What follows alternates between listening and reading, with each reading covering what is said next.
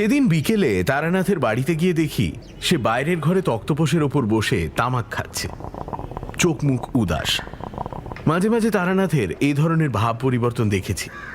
2-4 দিন থাকে, তারপর আবার ঠিক হয়ে যায়। বললাম, কি মন খারাপ নাকি? আমি যে ঘরে ঢুকেছি তা বোধহয় তারানাথ লক্ষ্যই করেনি।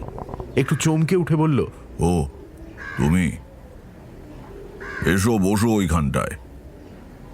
না, মন খারাপ নয়, অনেকদিন আগেকার কথা ভাবছিলাম, ছোটবেলার কথা।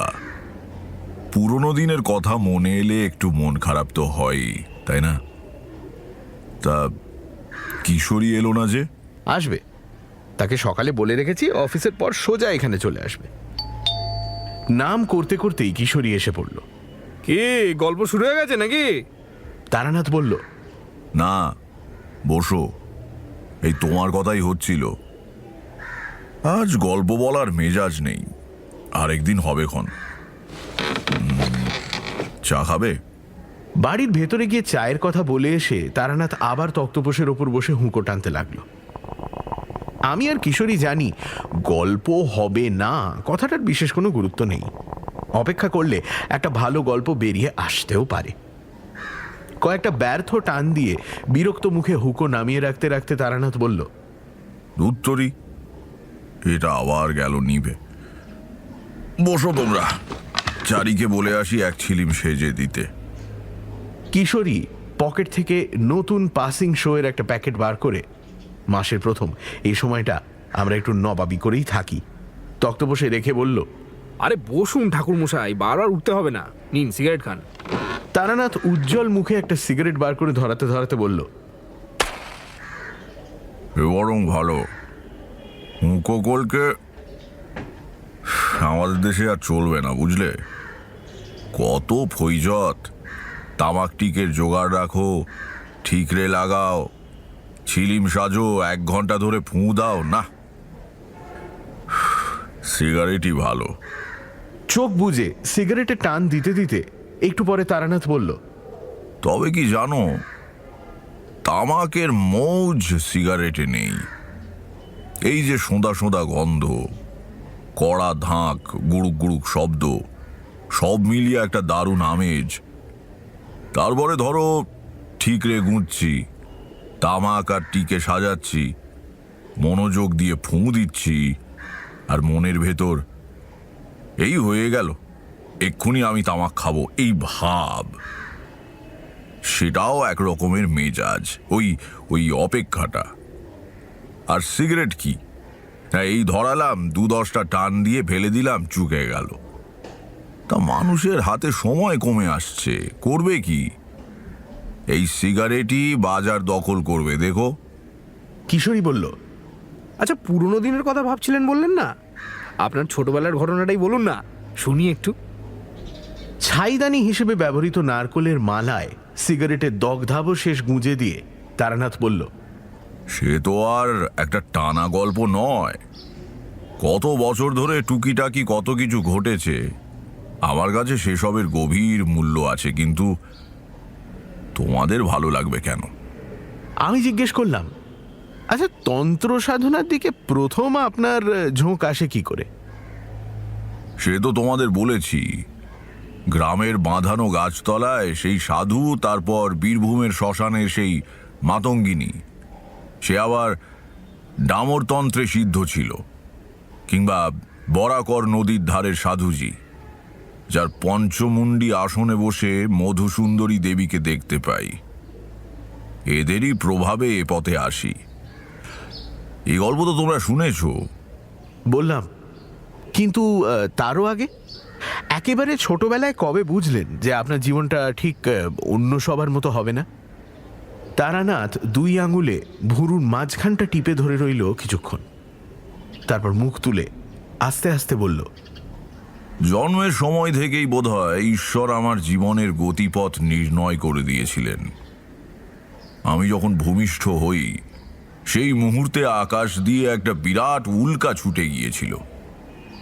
মা আতুর ঘরে, গ্রামের বউ ঝিরা তাকে ঘিরে বসে রয়েছে, বাবা পায়চারি করছেন দক্ষিণের বারান্দায়।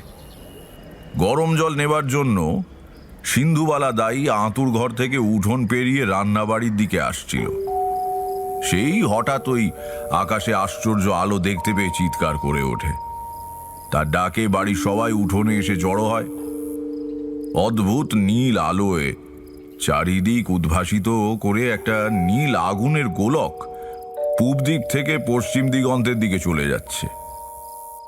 সাধারণত উল্কা জ্বলে উঠেই চকিতে মিলিয়ে যায়, লোকজন ডেকে এনে দেখবার অবকাশ পাওয়া যায় না। এই নীল আলো কিন্তু অনেক অনেক ওপর দিয়ে বেশ সময় নিয়ে পার হয়ে যাচ্ছে। ধূমকেতুর মতো একটা অস্পষ্ট শতঃপ্রভ ধোঁয়ার পথরেখা ফেলে যাচ্ছে পেছনে। পশ্চিম দিগন্তে নীল উল্কা মিলিয়ে যাবার সঙ্গে সঙ্গে আমি ভূমিষ্ঠ হই। এই গল্প পরে বড় হয়ে সবার মুখে শুনেছি। সে বয়সটা একটা অদ্ভুত বয়স, বুঝলে। রেড়ির তেলের প্রদীপ, ছোট ছোট ফোঁড় দেওয়া পদ্ম কাঁথা, আরামদায়ক রোদ ঝিমঝিম করা নির্জন দুপুর, উঠোনের চাটাইতে শুকোতে দেওয়া টোপাকুলের ভরপুর গন্ধ, রাত্রিরে জ্যোৎস্নায় চকচক করা নারকোল গাছের পাতা। সে সময় সবই সম্ভব ছিল। সমবয়সীদের সঙ্গে বনতো না। তাদের খেলাধুলো, কথাবার্তা কেমন অর্থহীন আর হাস্যকর বলে মনে হতো। একা একা বেড়াতাম মাঠে, বনে, গ্রামের বাইরে যাবার পথে চৌধুরীদের বাঁশ বাগানে। একটা জিনিস খুব অনুভব করতাম, এখনো ভাবলে মন উদাস হয়ে যায়। ধরো খাওয়া দাওয়া সেরে বাড়ির সকলে দুপুরের ঘুম দিচ্ছি, আমি বেরিয়ে চলে গিয়েছি সাঁতরা দিঘির পাড়ে। চুপ করে বসে আছি। ঝিরঝিরে বাতাসে দিঘির জলে ডুরে ডুরে ঢেউ উঠেছে। লিচু আর জামরুল গাছের পাতার ফাঁক দিয়ে সূর্যের আলো এসে মাটিতে রোদ আর ছায়ার আলপনা তৈরি করছে। আম গাছের মুড়ি বেয়ে উঠছে এক সারি কাঠ পিঁপড়ে। এই সব নির্জন মুহূর্তে আমি তোমাদের সত্যি বলছি, স্পষ্ট শুনতে পেতাম গাছপালা, মাটি, দিঘির জল আমার সঙ্গে কথা বলছে।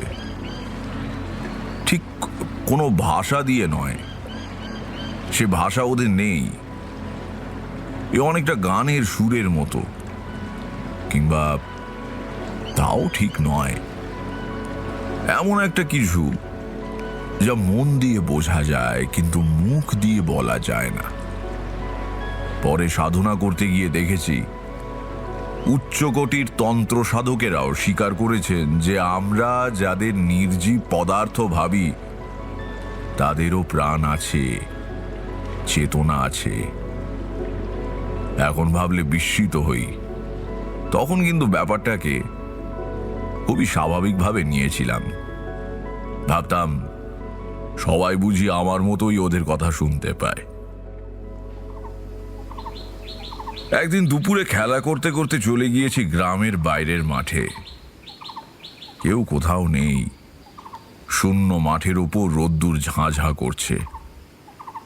গ্রামের ঠিক প্রান্তে একটা বিরাট চটকা গাছ। সেই চটকা গাছের নিচে একজন লোক বসে আছে। কুচকুচে কালো রং, খালি গা, হাতে একটা পাঁচন বাড়ি। সম্ভবত সে শুয়োর চড়ায়, কারণ এদিক ওদিক কয়েকটা শুয়োর চড়ে বেড়াচ্ছে সেই সময় দেখেছিলাম। দৃশ্যটা অতি সাধারণ। গ্রামের অনেক গরিব মানুষেরা শুয়োর চড়িয়ে দিন আনা দিন খাওয়া করত। তাদেরই এইরকমই দেখতে, এবং তারা ক্লান্ত হয়ে পড়লে গাছতলায় বসে বিশ্রামও করে। কাজেই অবাক হওয়ার কিছু ছিল না। কিন্তু কেন যেন লোকটাকে ভালো করে দেখবার জন্য আমি পায়ে পায়ে তার দিকে এগিয়ে গেলাম। আমি কাছে যেতেই লোকটা আমার দিকে তাকিয়ে হাসলো। কি তার চোখের প্রখরতা! ভালো করে তাকানো যায় না, যেন ঝকঝক করে জ্বলছে। আঁটো সাঁটো দৃঢ় শরীরের মধ্যে সে যেন নিজেকে আটকে রাখতে পারছে না। প্রাণ শক্তি উপচে পড়ছে শরীর ছাড়িয়ে। আমার দিকে তাকিয়ে সে বলল, এসো, তোমার জন্যই বসে আছি। অবাক হয়ে বললাম, আমার জন্য? হ্যাঁ, তোমার সঙ্গে কথা বলবার জন্যই আজ আমাকে পাঠানো হয়েছে। বসো। কে পাঠিয়েছে? সে বললে এখন তুমি বুঝবে না, বড় হলে নিজেই জানতে পারবে। এদিকে এসো তো, কাছে এসো। আমার ঠিক ভয় করছিল না, বরং কেমন যেন রহস্যময় আনন্দের অনুভূতি হচ্ছিল। লোকটার কাছে এগিয়ে যেতে সে আমার কপালে হাত দিয়ে কি যেন দেখতে লাগলো, তারপর খুশি হয়ে বলল, ঠিক আছে, বসো ওই শেকড়টার উপর। বসলাম। দু একটা দুষ্টু শুয়োর দল ছেড়ে ঘুরে বেড়াচ্ছিল, নিজেদের মধ্যে মারামারির উদ্যোগ করছিল। লোকটা পাঁচন বাড়ি তুলে বিচিত্র এক হুঙ্কার দিল। আয়, সাবধান, আমি জেগে আছি। ঠিক হয়ে চলো। শুয়োরগুলো মন্ত্রমুগ্ধের মতো ঠেলাঠেলি বন্ধ করে এক জায়গায় দাঁড়িয়ে রইল। অবাক হয়ে তাকিয়ে দেখলাম তার হাতের পাঁচন বাড়িটা কোনো গাছের ডাল বা কঞ্চি দিয়ে তৈরি নয়, কিসের যেন সরু হাড় সেটা। বললাম, কোথায় থাকো তুমি? এই গায়ে তো দেখিনি তোমাকে। এ গায়ে থাকি না, তাই দেখনি। তাহলে? লোকটা তার প্রখর দৃষ্টিতে একবার চারদিকে তাকালো। সূর্যের আলো সরাসরি তার মুখে এসে পড়েছে। আকাশে উড়তে উড়তে একটা চিল ডাকছে কর্কশ তীক্ষ্ণ স্বরে। সেই রৌদ্রালোকিত আকাশ, দিগন্ত আর পৃথিবীর দিকে লোকটা দুহাত ছড়িয়ে দিয়ে বলল, এই সব কিছুর মধ্যে আমার থাকার জায়গা। অল্প জায়গায় আমাকে ধরে না যে। আমি তার কথা ঠিকঠাক বুঝতে পারলাম না।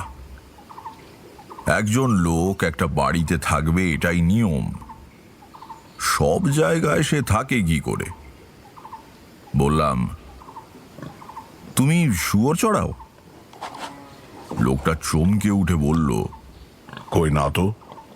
সে একবার স্থির হয়ে দাঁড়িয়ে থাকা শুয়োরগুলোর দিকে তাকালো, তারপর বলল, কিন্তু এরা তো কেউ শুয়োর নয়। আমার তখন দৃঢ় ধারণা হয়েছে লোকটা বদ্ধ পাগল। হ্যাঁ, ঠিক তাই। সেজন্যই এর কথাবার্তা কেমন কেমন, চাউনি অমন অদ্ভুত। আর তাছাড়া পরিষ্কার দেখছি অতগুলো শুয়োর দাঁড়িয়ে রয়েছে, তবু মানতে হবে ওরা শুয়োর নয়। ওগুলো কি তবে শেয়াল? লোকটা বলল, তুমি ছোট তো, তোমাকে এখন বোঝানো অসুবিধা হবে। এগুলো সত্যি শুয়োর নয়, এগুলো হচ্ছে কি বলি, আমাদের ভেতরে যে দোষগুলো থাকে, যাদের জন্য আমরা খারাপ কাজ করি, খারাপ কথা ভাবি, এরা হচ্ছে সেই সব দোষের বাইরের চেহারা। সাধারণ মানুষকে এরা চড়িয়ে বেড়ায়, কিন্তু আমি এদের চড়াবার বিদ্যে শিখেছি। এই, সরে যা।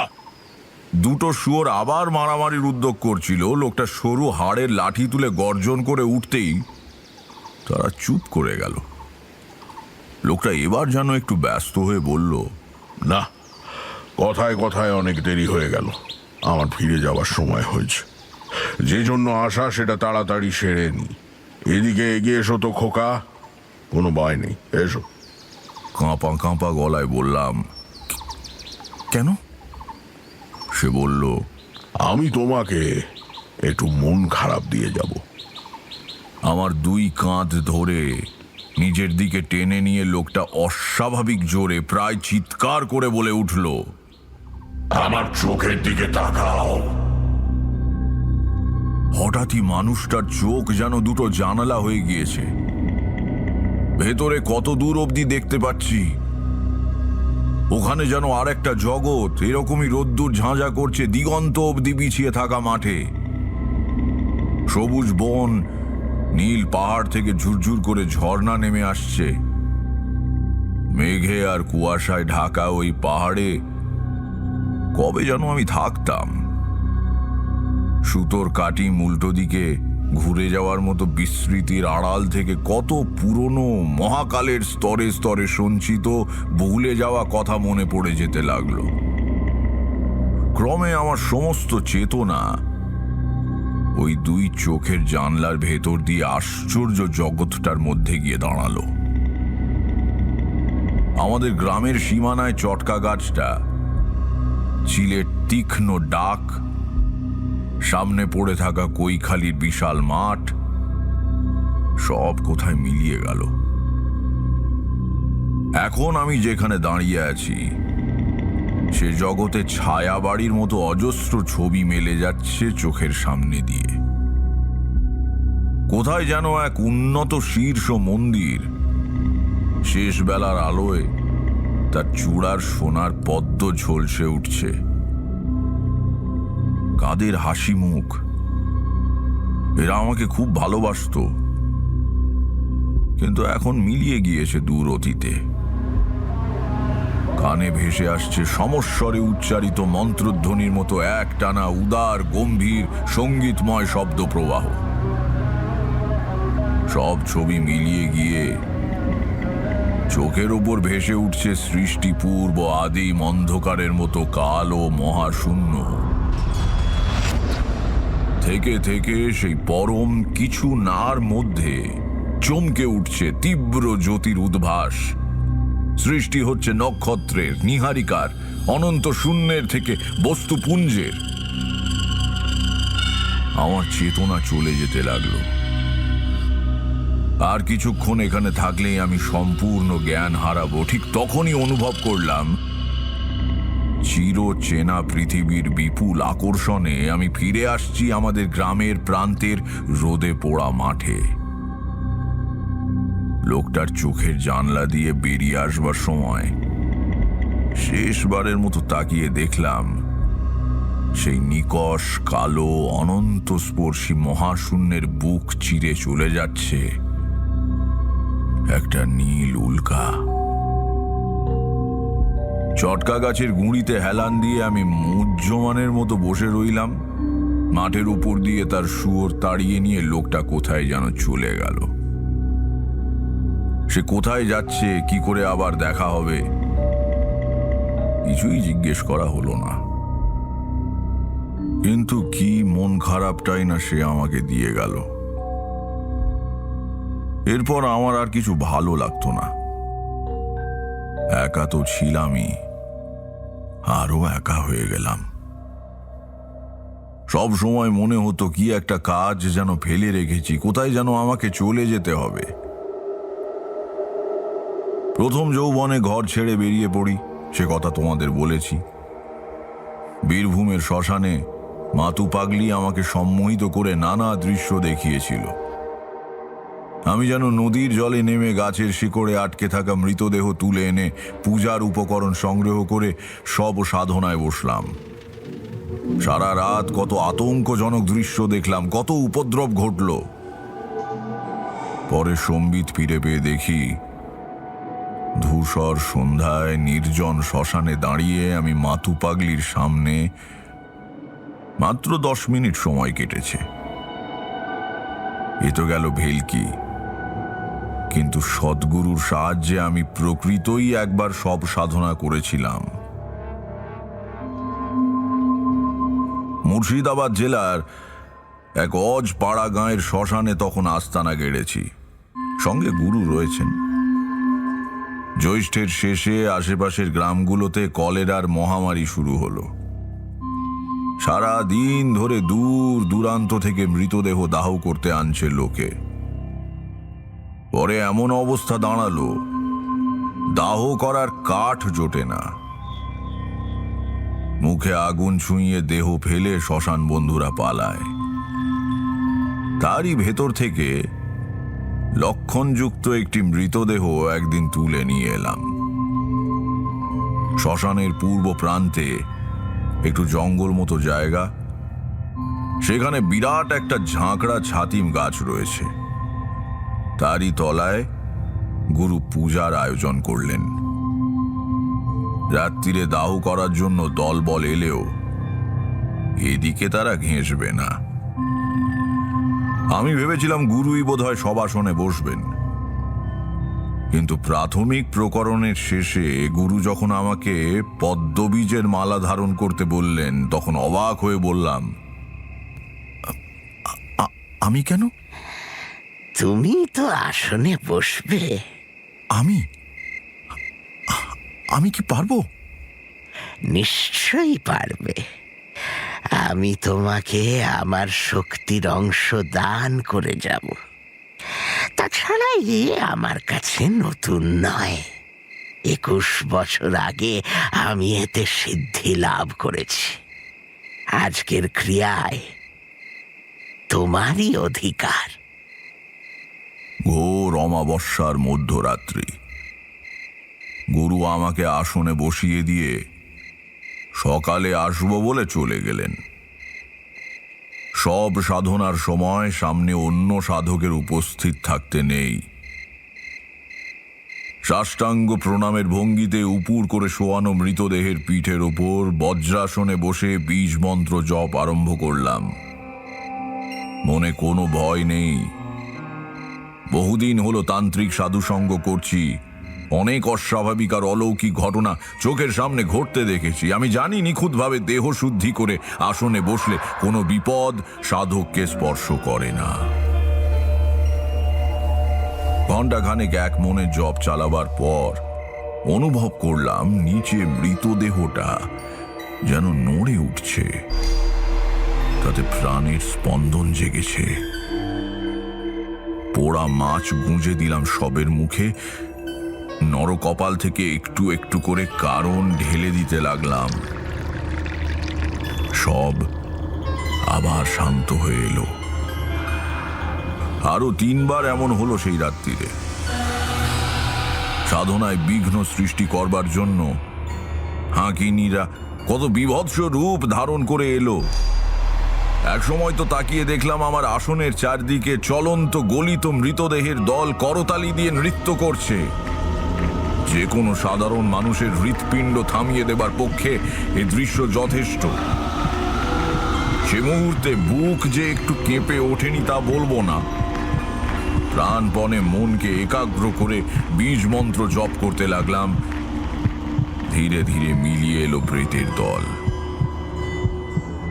অনেকের মধ্যেই ভুল ধারণা আছে যে এক রাত সব সাধনা করলেই বুঝি সিদ্ধি লাভ হয়। বিশেষ বিশেষ তিথিতে কয়েকবার আসনে বসলে তবেই সিদ্ধি আসে। এতে অনেক বছরও লেগে যেতে পারে। ধরো তিথি সুপ্রশস্ত, পূজার সব আয়োজনই করা হয়েছে, কিন্তু শেষ পর্যন্ত সব পাওয়া গেল না, সব পণ্ড। আমারও তাই হয়েছিল। নানা কারণে ওই একবার ছাড়া আর সব সাধনা করতে পারিনি। গুরুর কাছ থেকে যখন বিদায় নিয়ে আসি তখন তিনি সাবধান করে বলেছিলেন, শোনো, সময় মতো সাধনা সম্পূর্ণ করো। তোমাকে তো সবই শিখিয়ে দিয়েছি। আমি না থাকলেও অসুবিধে হবে না, নইলে কিন্তু বিপদ। আগে কিরকম বিপদ? ভয়ঙ্কর বিপদ। মৃত্যুর পরে আত্মা সঙ্গে সঙ্গে ঊর্ধ্বগতি পায় না। বেশ কিছুক্ষণ নিজের প্রাণহীন দেহটার কাছে ঘোরাফেরা করে। যার দেহ নিয়ে সব সাধনা করা হয় তার আত্মা দেখতে পায় দেহের সৎকার হয়নি, বরং সেটা সাধক নিজের কাজে লাগিয়েছে। তাতে মৃতের আত্মা নিশ্চয় খুশি হয় না। সে প্রতিশোধ গ্রহণের সুযোগ খোঁজে। সাধনা সম্পূর্ণ করলে সাধক অমিত শক্তি লাভ করে, ফলে তার ভয় আর থাকে না। নইলে বুঝতে পারছো কি বিপদ হতে পারে? সাবধানে থেকো। জানো তো প্রবাদ আছে, সাপুড়ের মরণ সাপের হাতে। তোমার ভাগ্য আমি গণনা করে দেখেছি, তুমি একটানা সাধনা করতে পারবে না। আবার তোমাকে ফিরে যেতে হবে গৃহাশ্রমে। আবার বেরোবে এবং ফিরে যাবে। এইভাবেই চলবে। সব সাধনা গৃহে বসে করবার জিনিস নয়, কাজেই একেবারে অসম্ভব হয়ে পড়ার আগে কর্ম সম্পূর্ণ করে রেখো। তারপর আমার দিকে পূর্ণ দৃষ্টিতে তাকিয়ে গুরু বললেন, কিন্তু তোমার কপালে একটা আশ্চর্য যোগাযোগের চিহ্ন পাচ্ছি।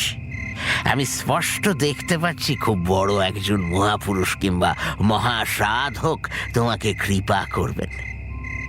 দেখি হাতটা। ডান হাত বাড়িয়ে দিলাম। উনি হাতটা ধরলেন, কিন্তু দেখলেন না, তাকিয়ে রইলেন আমার দিকে। বললাম, কি ধরনের মহাপুরুষ? আমি ব্যস্ত হয়ে জিজ্ঞাসা করলাম, কবে এর দেখা পাবো? শান্ত কণ্ঠে গুরু বললেন, এমন কোনো উচ্চ মার্গের মুক্ত আত্মা যার নাম মুখে উচ্চারণ করার যোগ্যতা আমার নেই। সব রকম সাধনা ও সিদ্ধির ঊর্ধ্বে চলে গিয়েছেন এমন কেউ, তিনি তোমাকে অনেক বিপদ থেকে রক্ষা করবেন। এর দেখা তুমি পেয়েছো। সে কি? কবে? তা জানি না, তবে মহাগুরুর সান্নিধ্য পেলে দেহে ও মনে যে লক্ষণ ফুটে ওঠে তা তোমার রয়েছে। আমি দেখা পেলাম আর আমিই জানতে পারলাম না? গুরু বললেন, তেমন তো হতেই পারে। এসব সাধকদের কোনো ভেকও নেই, ভড়ংও নেই, নিতান্ত সাধারণ মানুষের মতো বেড়ান। দেখলেও হয়তো চিনতে পারবে না। হঠাৎ আমার ছোটবেলায় দেখা সেই অদ্ভুত মানুষটিকে মনে পড়ে গেল। রোদ ঝিমঝিম করা কৈখালির মাঠ, সেই শুয়োরের দল, আমার হারানো শৈশব। তিনি কি আমার জীবনের অজানা মহাপুরুষ? তরাই অঞ্চলে কোথায় তন্ত্র সাধকদের এক গোপন মিলন সভা হবে এই খবর পেয়ে গুরু সেখানে রওনা হয়ে গেলেন। আমি আর সঙ্গে গেলাম না। এবার কিছুদিন একা থাকবো ঠিক করলাম। পথে পথে ঘুরি, বেশিরভাগই শ্মশানে মশানে রাত কাটাই। কখনো সখনো কোনো গৃহস্থ বাড়িতে আশ্রয় নিই। একদিন এক রেল স্টেশনের প্ল্যাটফর্মে বসে আছি, আমার ট্রেন আসতে ঘন্টাখানেক দেরি। সেটা জংশন স্টেশন। লুপ লাইনে যেতে হলে ওখান থেকে গাড়ি বদল করতে হয়।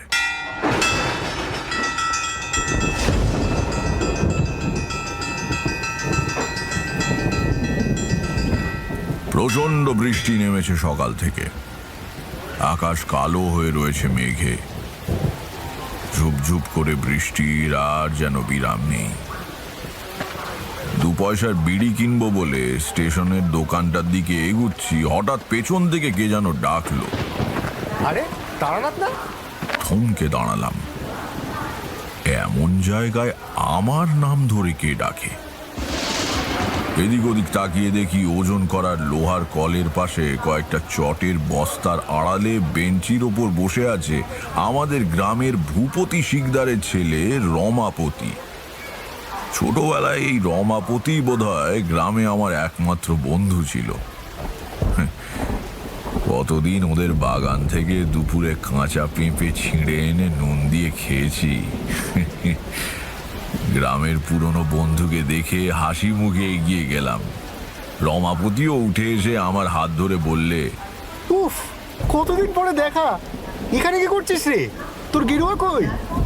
এসে বললাম, আমি কি সন্ন্যাসী হয়েছি নাকি যে গেরুয়া পরে ঘুরবো? সন্ন্যাসী হোসনি, তবে যে সবাই বলে তুই সাধু হয়ে চলে গিয়েছিস। সংস্কৃতে সাধু মানে ভালো লোক, সেটা হবার চেষ্টা করছি বটে, তবে ভেকধারী সন্ন্যাসী হইনি। তা তুই এখানে কেন? আমার শ্বশুরবাড়ি এখান থেকে ট্রেন বদল করে যেতে হয়। বউ সেখানে আছে, আনতে যাচ্ছি। আয়, ওই দোকানটায় চা খাবি? পুরনো বন্ধুর অকৃত্রিম আগ্রহে রমাপতি আমার হাত ধরে টেনে চায়ের দোকানে গিয়ে চা আর কেকের অর্ডার দিল। পকেট থেকে নতুন মেপল সিগারেটের প্যাকেট বের করে আমাকে একটা দিয়ে বলল, এই নে ধরা। তারপর তুই কোথায় যাচ্ছিস বললি না তো? বিশেষ কোথাও না, বাড়ি ছাড়ার পরে এরকমই ঘুরে ঘুরে বেড়াই। জায়গায় থাকি না বেশি দিন। কেন বল দেখি, এতে লাভ কি? তা তো তোকে বোঝাতে পারবো না ভাই। যারা বাড়িতে থাকে তাদের দেখে আমার মনে হয় এতে তাদের লাভ কি। কাজেই এ ঠিক কোনো উত্তর হয় না। রমাপতি চুপ করে রইল। তার মুখ দেখে বুঝলাম আমার উত্তরটা তার বিশেষ পছন্দ হয়নি, সে বুঝতেও পারেনি। গৃহত্যাগ করে বিদেশে গিয়ে অর্থ উপার্জন করলে বোঝা যায়, বাড়ি থেকে পালিয়ে সাধু সন্ন্যাসী হলে তারও যা হোক একটা মানে হয়, কারণ তেমনটা বহু ঘটতে দেখা গিয়েছে। কিন্তু সেসব কিছু নয়, খামোকা একজন মানুষ বাড়ির আরাম ছেড়ে পথে পথে বেরিয়ে বেড়ায়। এর কারণ সে ধরতে পারছে না। চা খেতে খেতে রমাপতি বলল, আচ্ছা, তুই তো বেশ অনেকদিন বাড়ি ছেড়েছিস, তাই না? হ্যাঁ। যেতে বাধা আছে কোনো? না, বাধা আর কি, আমি তো আর গৃহত্যাগ করে সন্ন্যাসী হইনি। তোকে বললাম না, যখন ইচ্ছে করবে চলে যাব। চায়ের কাপ দোকানিকে ফেরত দিয়ে রমাপতি একটু ইতস্তত করে বলল, তারানাথ, তোর বোধহয় এখন একবার বাড়ি যাওয়া উচিত। তার গলায় কেমন একটা সুর ছিল। ব্যস্ত হয়ে জিজ্ঞাসা করলাম, কেন বলতো, হঠাৎ বাড়ি যাব কেন? কাকিমা খুব অসুস্থ, অবস্থা খুব একটা, মানে কখন কি হয় বলা যায় না আর কি। তুই একবার যা তারানাথ। বিশ্বে মাতৃশক্তি একটা খুব বড় শক্তি। আমার পথে পথে বেড়ানো যাযাবর জীবন, সাধুর সঙ্গে আগ্রহ, সিদ্ধি লাভের আকাঙ্ক্ষা, সব কোথায় উড়ে গেল। মনে হলো যার নাড়ি ছিঁড়ে ভূমিষ্ঠ হয়েছি, যার কোলে খেলা করে বড় হয়েছি, আমার সেই চিরপরিচিত সদা হাস্যমুখী মা অসুস্থ। তিনি হয়তো আমাকে দেখতে চান। আমি এখনই বাড়ি যাব।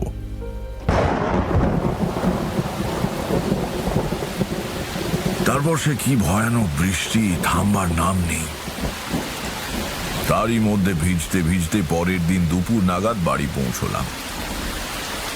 মানুষের মনের সঙ্গে শরীরের একটা ঘনিষ্ঠ যোগ আছে। মায়ের রোগশয্যার পাশে গিয়ে দাঁড়াতে আমাকে দেখে তার মুখ উজ্জ্বল হয়ে উঠল। বিছানায় বসে মাথায় হাত বুলিয়ে দিতে দিতে জিজ্ঞাসা করলাম, এখন কেমন আছো মা? উত্তরে মা শীর্ণ হাত দিয়ে আমার চিবুক ছুঁয়ে বললেন, ভয় নেই খোকা, তুই এসে পড়েছিস। এই যাত্রায় আমি আর মরবো না। সত্যি সত্যি পরের দিন থেকে মায়ের অবস্থা ভালোর দিকে যেতে লাগলো। আমি ফেরায় বাড়ির লোকও খুশি। খাই দাই আর চণ্ডী মণ্ডপে বসে বৃষ্টি দেখি। 4-5 দিন ধরে নাগাড়ে বর্ষা চলেছে। গ্রামের সব পথে 1 হাঁটু কাদা, খাল বিল আর মাঠ একাকার হয়ে গিয়েছে জলে। আমাদের পুরনো চাষি বনমালী ভিজতে ভিজতে বলল, দাদাবাবু, এমন কাণ্ড জন্মে দেখিনি। সারা গাঁ একেবারে থই থই করছে। পাঁচু হালদারের বাঁশবাগানে এই 1 হাঁটু জল। তার চেয়ে আশ্চর্য হচ্ছে কৈখালির মাঠে মাছ খেলছে দেখে এলাম। শিং, মাগুর, পোনা, চারা, কই, একবার শয়ে শয়ে মাছ। কৈশোরে মাছ ধরবার খুব নেশা ছিল। আর শুধু বঁড়শি দিয়ে নয়, পোলো, হাত জাল আর কোঁচ দিয়েও বহু মাছ ধরেছি। মাছ খাবো বলে মাছ ধরা নয়, আসলে এর তোড়জোড় আর মজাটাই বড় কথা। বনমালীর বর্ণনা শুনে হঠাৎ পুরনো নেশাটা মাথা চাড়া দিয়ে উঠল। এমন ঘনঘোর বর্ষা, দিনরাত্রির ব্যাঙ ডাকছে খালে বিলে, এটাই তো মাছ ধরার উপযুক্ত সময়। বনমালীকে ডেকে বললাম, বনমালীদা, তোমার কাছে একটা পোলো হবে? পোলো? মাছ ধরবে নাকি? হ্যাঁ, অনেক দিন অভ্যেস নেই অবশ্যই, দেখি তবু। সে আছে বোধহয় একটা। আচ্ছা ও বেলা এনে দেবো কোন? বিকেলে বনমালী পোলো এনে দিল। পোলো জানো তোমরা, ওই বেত বা কঞ্চির চটা দিয়ে তৈরি একটা গোল খাঁচা মতো জিনিস, ওই ফুট 3 উঁচু, ওপর দিকে সরু মুখ, সেখান দিয়ে হাত গলিয়ে মাছ বের করতে হয়। তলার দিকের ঘের বড়, মাছ দেখতে পেলেই ঝপ করে পোলো দিয়ে চেপে ধরলে আর পালাতে পারে না। ছিপ না নিয়ে পোলো নেবার কারণ হলো আমি রাত্রিরে মাছ ধরবো স্থির করে ফেলেছি। আলো নিয়ে মাছ ধরা ভারী মজার, বিশেষ করে সে সময়ে বিরক্ত করার কেউ থাকে না, পাশে দাঁড়িয়ে পরামর্শ দেয় না, কটা মাছ পেয়েছি জিজ্ঞাসা করে না। রাত্রিরেই ভালো। পোলো দিয়ে মাছ ধরতে হলে পুকুর বা বিলে সম্ভব নয়, অগভীর জলাশয় প্রয়োজন। সন্ধ্যের একটু আগে গিয়ে কৈখালির মাঠের অবস্থা দেখে এলাম। সমস্ত মাঠটায় পায়ের গোছ ডুবে যায় এমন জল। মাঝে মাঝে সামান্য উঁচু জমি এখানে ওখানে দ্বীপের মতো জেগে আছে। একেবারে আদর্শ জায়গা। খাওয়া দাওয়া সেরে রাত 11টা নাগাদ লণ্ঠন আর পোলো নিয়ে বেরোলাম। বনমালী সঙ্গে আসতে চেয়েছিল, আমি রাজি হইনি। ওই যে বললাম, মাছ ধরার পরিবেশটাই আসল। সঙ্গে লোক থাকলে বকবক করবে, নানান কথা বলবে, না সে সুবিধে হবে না। কিন্তু বনমালীকে সঙ্গে নিলেই ভালো করতাম। তখনও জানি না কি ঘটতে চলেছে সেদিন রাত্রিরে। সন্ধ্যে থেকে বৃষ্টিটা একটু ধরেছে। আজ 5 দিন পরেই প্রথম একটু খান্তি। কিন্তু সমস্ত আকাশ কালো মেঘে ঢেকে রয়েছে। বিদ্যুৎ চমকাচ্ছে একটু বাদে বাদেই। যে কোনো সময় আবার ঝেঁপে জল আসতে পারে। খুড়তুতো ভাইয়ের কাছ থেকে তার বাঁশের হাতলওয়ালা ছাতাখানা চেয়ে এনেছি, সেটা বগলে রয়েছে। ভাঁজ করা ছাতার ভেতরে আছে মুগার সুতো দিয়ে বোনা জালের থলে। মাছ পেলে তাতে রাখা হবে। আয়োজন সব ঠিক, এবার দেখা যাক কিরকম কি হয়। ভোর রাত অবধি চেষ্টা তো চালিয়ে যাবই। মাঠে পা দিয়েই বুঝলাম বনমালী মিথ্যে খবর দেয়নি। খাল বিল ভেসে গিয়ে প্রচুর মাছ চলে এসেছে কৈখালির মাঠে। কিন্তু মাছ থাকা আর মাছ ধরা এক ব্যাপার নয়। তুমি পোলো হাতে এগিয়ে গিয়ে ঝুপ করে চেপে ধরবে বলে মাছ এক জায়গায় দাঁড়িয়ে থাকবে তা তো হয় না। জলের জীব, বহু কৌশল করে তবে এদের ধরতে হয়। কৌশল আমার অজানা নেই, ছোটবেলা থেকে মাছ ধরে আসছি। যেমন ধরো, শোল বা ল্যাটা মাছ লণ্ঠন উঁচু করে ধরে নাড়ালে আলোয় আকৃষ্ট হয়ে কাছে আসে। কই মাছ আবার আলো টালো কিছুই খেয়াল করে না, ঝাঁক বেঁধে একদিকে চলেছে তো চলেছেই। এদের ধরা সোজা। শিং আর মাগুর খুব চালাক মাছ। মানুষ বা অন্য কিছুর সাড়া পেলেই আর সে তল্লাটে থাকে না, শোঁ শোঁ করে পালায়। এরা ছোটেও খুব জোরে, জলের মধ্যে দৌড়ে নাগাল পাওয়া যায় না। কিন্তু মজা হচ্ছে শিং মাগুর ছোটে একদম সোজা। কোন দিকে গেল খেয়াল করলে একটু পরে পেছন পেছন সেখানে গিয়ে হাজির হওয়া যায়। সচরাচর এরা তাড়া খেয়ে আলের ধারে বা গাছের শেকড়ের কাছে গিয়ে আশ্রয় নেয়, খোলা জায়গায় থাকে না। অমন জায়গায় পোলো বসানো মুশকিল। তখন পা দিয়ে জলে শব্দ করতে হয়, ভয় পেয়ে মাছ আবার দৌড় দেবার উদ্যোগ করলেই তাড়াতাড়ি পোলো বসিয়ে দিতে হয়। যাকে কথায় কথায় অন্য প্রসঙ্গে চলে এসেছি, আসল কথাটা বলি।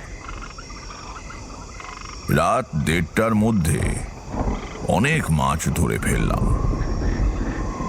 মুগার সুতো দিয়ে তৈরি ব্যাগ এত ভারী হয়ে উঠেছে যে শক্ত সরু সুতো হাতে কেটে বসে যাচ্ছে। এদিকে আবার মেঘ ডাকতে শুরু করেছে। গা শিরশির করা বাদলার হাওয়া দিচ্ছে, বৃষ্টি ফের এলো বলে। এবার বাড়ি চলে যাওয়াই ভালো।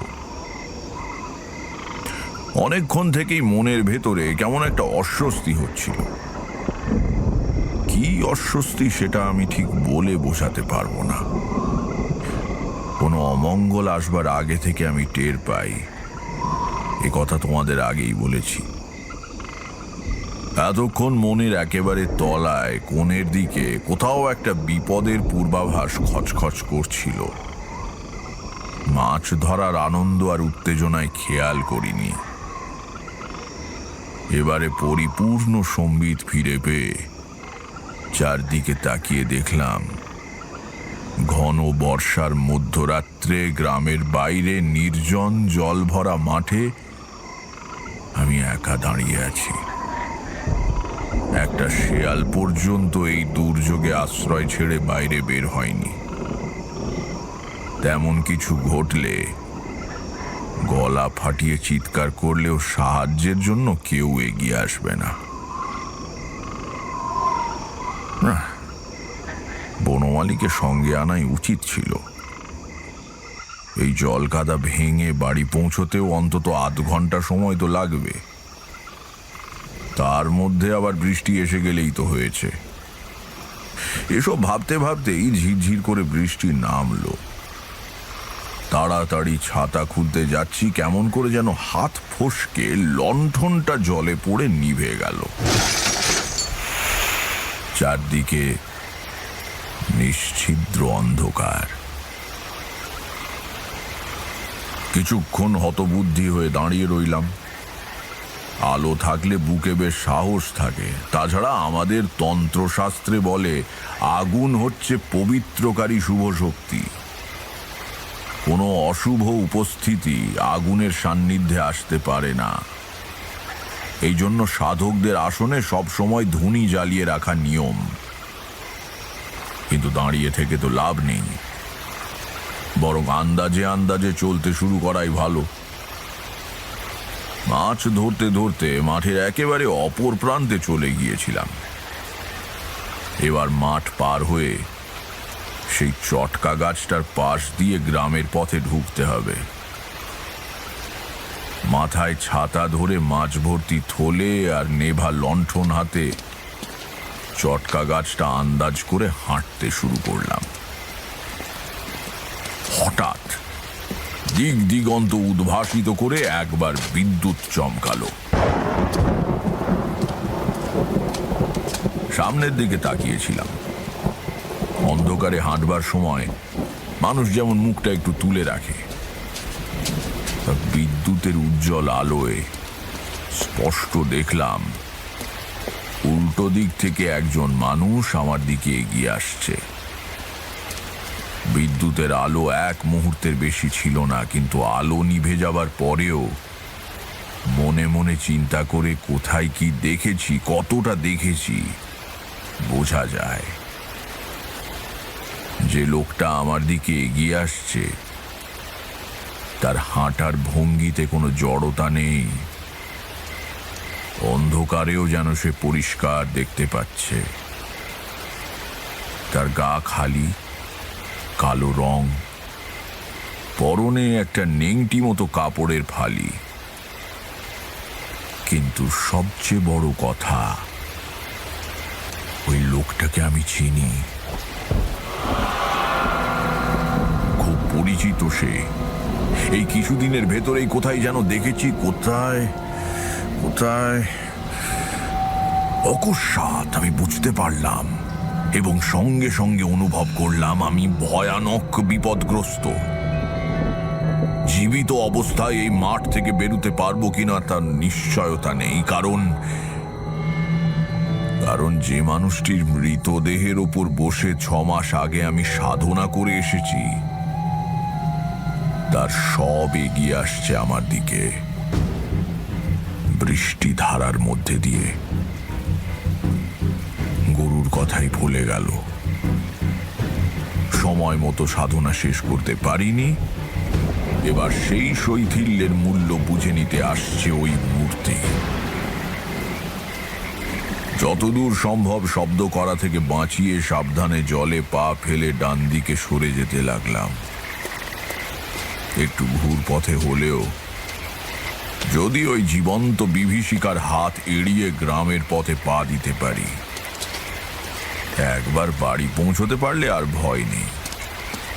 সেখানে প্রতিষ্ঠিত গৃহদেবতা আছেন, সেখানে এই শরীরই আতঙ্ক প্রবেশ করতে পারবে না।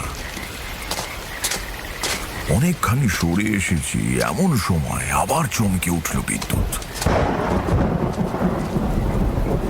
চকিত মুহূর্তের মধ্যেই দেখতে পেলাম চলন্ত অপচ্ছায়াও তার গতিপথ বদলে সোজা আমার দিকে আসছে। আমারই ভুল, অন্ধকারে ওই ভয়ঙ্করের দৃষ্টি বাধা পায় না। এভাবে ওকে ফাঁকি দেবার চেষ্টা বৃথা। আদিম জড় বিশ্বের বুদ্ধিহীন চেতনাহীন অন্ধ শক্তির দ্বারা চালিত হয়ে একটা বিকৃত মানব দেহ অমোঘ গতিতে আমার নিকটবর্তী হচ্ছে। কোন ক্রমে বাড়ি ফিরতে পারলে কয়েকটা গূঢ় প্রক্রিয়ার দ্বারা একে আমি ঠেকাতে পারি, কিন্তু এই মাঠে দাঁড়িয়ে তা সম্ভব নয়। শেষ চেষ্টা করার জন্য আমি হাতের জিনিসপত্র ফেলে দিয়ে মাঠের দূর প্রান্তের দিকে প্রাণপণে দৌড়তে লাগলাম। পারবো কি গ্রামের পথে পৌঁছতে? সে পথে একটু এগিয়ে হাঁক দিলে গ্রামের শেষে কোনো বাড়ি থেকে হয়তো শুনতে পাওয়া যাবে।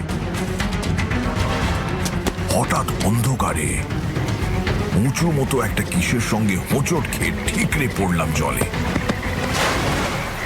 প্রথমেই বলেছি, মাঠের মধ্যে কয়েক জায়গায় উঁচু ভাঙা দ্বীপের মতো জেগেছিল, তারই একটাতে ঠোক্কর লেগে পড়েছি বুঝতে পারলাম। একটা মাটির ঢেলা বা ইটের টুকরোতে ডান হাঁটু গিয়ে পড়েছিল। দারুণ যন্ত্রণায় মাথার ভেতর অবধি ঝনঝন করে উঠল। হাঁটু আর সোজা করতে পারছি না। বেশ কিছুক্ষণ আর উঠতে পারবো না বুঝতে পারলাম। এতক্ষণ নিজের পায়ের শব্দে টের পাইনি, এবার শুনতে পেলাম ছপ ছপ করে জলের ওপর দিয়ে ভারী পায়ের আওয়াজ ক্রমেই এগিয়ে আসছে কাছে। এলো এলো ওই এলো। অতিরিক্ত ভয়ে, আতঙ্কে আর আসন্ন ভয়াবহ মৃত্যুর উপলব্ধিতে অকস্মাৎ আমার মন থেকে সব রকম অনুভূতি লুপ্ত হয়ে গেল। হাঁটু চেপে ধরে চিত হয়ে শুয়ে আছি, মুখের ওপর ঝিরঝির করে বৃষ্টি পড়ছে, কানে ভেসে আসছে দুরাগত মেঘ গর্জন, কিন্তু হাঁটুতে প্রবল যন্ত্রণা ছাড়া পৃথিবীর আর সব বাস্তবতা আমার কাছে অর্থহীন হয়ে গিয়েছে।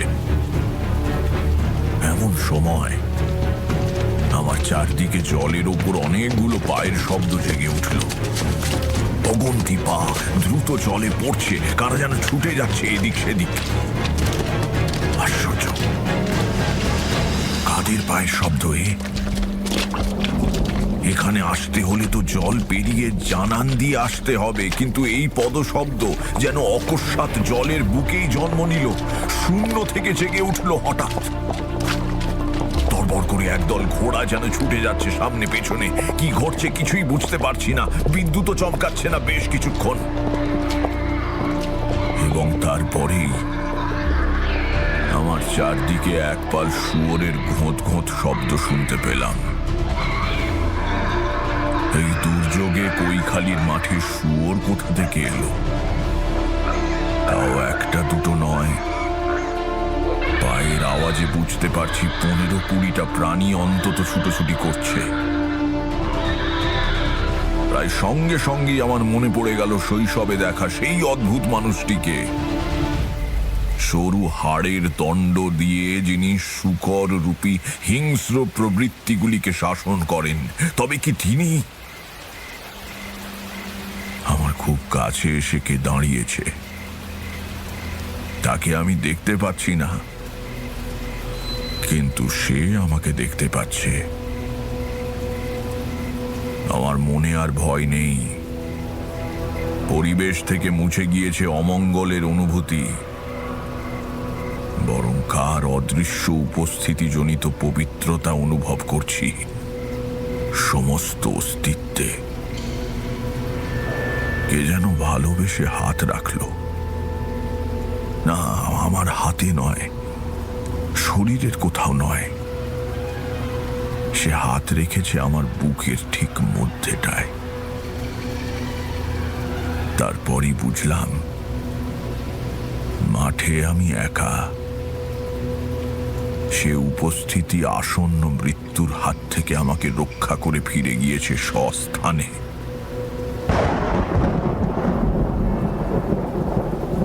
এতক্ষণ বাদে এবার বিদ্যুৎ চমকালো। আকাশের এ প্রান্ত থেকে ও প্রান্তে চিরে যাওয়া আলোয় ভালো করে তাকিয়ে দেখলাম কোথাও আর কেউ নেই। সে অপচ্ছায়াও নয়, আমার ত্রাণকর্তাও নয়। রাত বোধহয় 2:30। বৃষ্টি ঝরছে তো ঝরছেই। কোনো রকমে বাড়ি ফিরে এসে শুয়ে পড়লাম।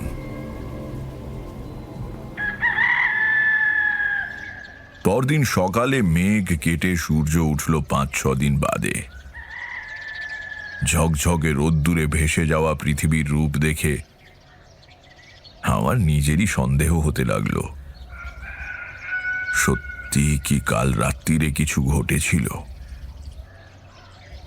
বাড়ির কাউকে কিচ্ছু জানালাম না, অনর্থক তাদের চিন্তা বাড়িয়ে লাভ কি? মা সুস্থ হয়ে ওঠার মাসখানেক পরে আবার বাড়ি ছাড়লাম। একটানা গৃহবাস ঈশ্বর আমার কপালে লেখেননি। ঘুরতে ঘুরতে এক সন্ধ্যায় খামারবেড়িয়া নামে এক গ্রামে গিয়ে পড়লাম। দেখি গ্রামের একধারে ঝুরি নামা বটগাছের নিচে একজন জটাধারী সাধু ধুনি জ্বালিয়ে বসে আছেন। ভাবলাম ভালোই হলো, আজ রাত্রিটা অন্তত এর সঙ্গে কাটানো যাবে। গুটি গুটি ধুনির এপারে গিয়ে বসলাম। প্রত্যেক গ্রামেই কিছু লোক থাকে যারা সাধু সন্ন্যাসী দেখলে ওষুধ বিশুদ আর মাদুলির জন্য ভিড় করে। এখানেও তার ব্যতিক্রম হয়নি। জনা কয়েক লোক করুণ মুখে তাদের দুঃখ দুর্দশার কথা সাধুকে জানাচ্ছে। ক্রমে তারা বিদায় নিয়ে চলে গেলে সাধু বাবা আমার দিকে তাকিয়ে বললেন, তারপর তোমার কি চাই? সবিনয়ে জানালাম, আমার কিছু চাই না। তবে আর কি, যাও বাড়ি যাও। দু এক কথায় বুঝিয়ে দিলাম আমার বাড়ি এখানে নয়, আমি পথে পথে বেরিয়ে বেড়াচ্ছি, আপাতত রাতটা এখানে কাটাতে চাই। সাধু আর কোনো ব্যক্তিগত প্রশ্ন করলেন না, বললেন, থাকো। একটু পরে নিজের ঝুলি থেকে একটা পাকা কলা আর একটা পেয়ারা বের করে আমাকে দিয়ে বললেন, এই নাও খাও, আর কিছু আমার কাছে নেই।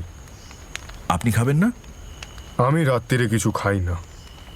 দু একটা কথা বলতে বলতে আলাপ জমে উঠল। দেখলাম সাধুজি স্বল্পভাষী হলেও বদমেজাজি নন। এক সময় আমাকে বললেন, এখানে ধুনি জেলে আজ ভুল কাজ করেছি, বুঝলে? 2-1 দিন থাকবো ভেবেছিলাম, কিন্তু কাল চলে যেতে হবে। আগে কেন? ওপর দিকে আঙুল তুলে সাধুজি বললেন, ওই গাছে অনেক পাখির বাসা রয়েছে।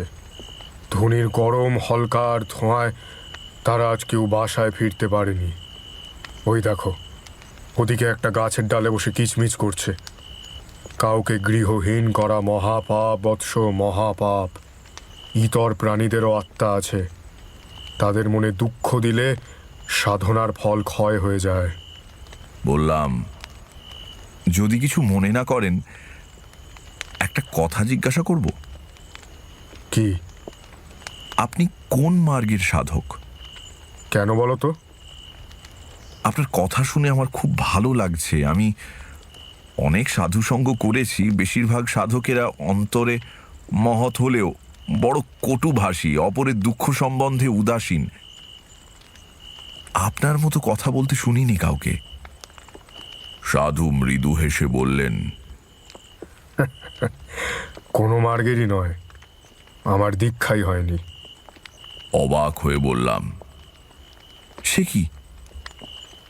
তাহলে তাহলে আর কি, ভগবানের স্বরূপ জানতে ইচ্ছে করে তাই ঘুরে বেড়াই, তার সৃষ্টির বিচিত্র রূপের মধ্যে তাকে খুঁজতে চেষ্টা করি। ভগবানকে ডাকবো, তার আবার মার্গ কি, দীক্ষা কি? হ্যাঁ, সাধুজির ওপর শ্রদ্ধা হলো। আবছা অনুভব করতে পারলাম অনেক বড় সাধক ইনি। সারা রাত ধরে কত গল্প করলেন, ধর্মের বিভিন্ন দিক সম্বন্ধে গভীর জ্ঞানের পরিচয় দিলেন। সংকীর্ণতা নেই এতটুকুও, সব মতের প্রতি সমান শ্রদ্ধা। তাকে প্রশ্ন করলাম, আচ্ছা, আপনি যে ভগবানকে ডাকেন তার কোন রূপ কল্পনা করেন ধ্যানের সময়? কোনো রূপই নয়, মনকে কেন্দ্রীভূত করতে পারলে ঈশ্বরের রূপ কল্পনার প্রয়োজন হয় না। দুরকম শক্তি মহাবিশ্বে ক্রিয়াশীল, শুভ শক্তি আর ঈশ্বর বিরোধী অশুভ শক্তি। বিশ্বের সৃষ্টির সময় এই দুই শক্তির জন্ম। ঈশ্বর বিরোধী শক্তির ক্ষমতা কিন্তু কম নয়। বৌদ্ধ ধর্মে একেই মার হিসেবে কল্পনা করা হয়েছে। কাল ভৈরবের মাধ্যমে জগদীশ্বরের দমন করেন। সর্বদাই এই দুই শক্তির লড়াই চলেছে। তোমার চারদিকে তার প্রকাশ তো দেখতেই পাচ্ছ। কাল ভৈরবকে? তিনি শুভ শক্তির প্রয়োগকর্তা। দক্ষিণ কালিকা তন্ত্রে তার রূপ কল্পনা করা হয়েছে এইভাবে: মহাবলশালী পুরুষ, ঘোর কৃষ্ণবর্ণ, নগ্ন গাত্র, রিপু তাড়ন তার প্রধান কর্ম। শূকরের ছদ্মবেশে কাম, ক্রোধ, হিংসা ইত্যাদি রিপুগণ তাঁর বশবর্তী হয়ে সর্বদা তাঁর সঙ্গে ঘোরে। নিজের বুকের পাঁজরের একখানা হাড় দিয়ে তিনি তাদের শাসন করেন। আমি তখন উত্তেজনায় শটান খাড়া হয়ে বসেছি। এই বর্ণনা তো কৈখালির মাঠে শৈশবে দেখা সেই মানুষটির সঙ্গে হুবহু মিলে যাচ্ছে। বললাম, তারপর? আর কি, কাল ভৈরবী অনিবার্য ধ্বংসের হাত থেকে পৃথিবীকে রক্ষা করছেন। ঈশ্বরের সাক্ষাৎ শিষ্য তিনি। আমি সেই ভগবানকেই আরাধনা করি বৎস। আমার গলা তখন আবেগে পুঁজে এসেছে। স্বয়ং কাল ভৈরব সেদিন রাত্রিরে আমাকে এসে রক্ষা করেছেন। শৈশবে তাঁর অপার করুণার স্পর্শ দিয়েছেন। একটু চুপ করে থেকে তারানাথ বলল, কিন্তু সে তুলনায় জীবনে কিছুই করতে পারলাম না। কতগুলো তুচ্ছ সিদ্ধাই পেয়েছিলাম, কিছু টাকা করি, বড় কিছুই হলো না। এ জন্ম এমনই গেল। দেখি যদি পরজন্ম বলে কিছু থাকে, অন্তত এবারের ভুলগুলো আর করব না। তারপর আমাদের দিকে তাকিয়ে বলল, আজকের গল্প এইখানেই শেষ, কিন্তু ভয় পেও না, বলবার মতো গল্প আমার ঝুলিতে আরো অনেক আছে, সময় মতো বলা যাবে। আজ থামি তাহলে, কেমন?